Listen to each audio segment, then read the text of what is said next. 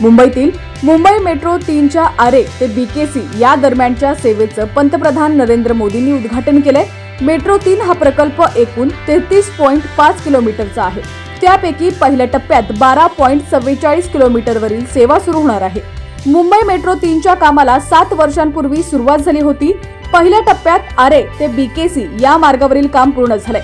आरेमध्ये मेट्रोचं कारशेड असून बीकेसी ते सिब्स या दरम्यान प्रवाशांना प्रवास करता येणार आहे।